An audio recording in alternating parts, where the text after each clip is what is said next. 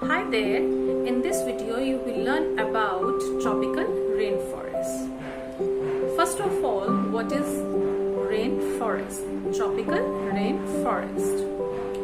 Places that lie in the tropical zone are very hot and humid throughout the year.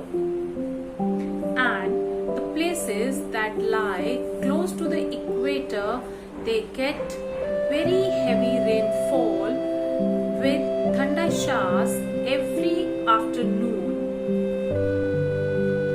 Areas close to the equator have dense forests called tropical rainforest. The trees in these forests do not shed their leaves in any season. That's why they remain green throughout the year and are called evergreen trees.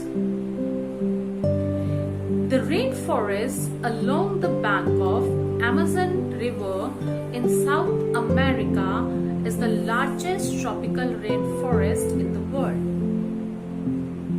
It is also known as the lungs of the earth because 28% of oxygen's turnover is contributed by these forests.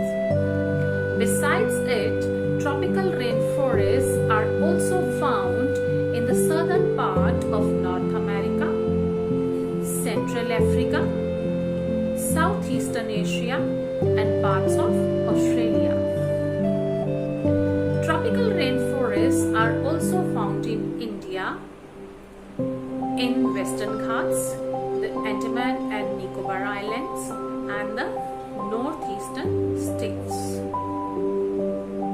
Now, parts of a tropical rainforest. In a tropical rainforest, the plants form different layers. Most of the trees are tall and broad-leaved and grow very close to each other. They form an umbrella of leaves and branches over the entire forest. This is called the canopy. The canopy is so dense that it doesn't allow sunlight to reach the forest floor. The shorter plants that are shade-loving grow under the canopy and make the understory. The plants are shade-loving and don't need much sunlight. A few trees are very tall and rise above the canopy.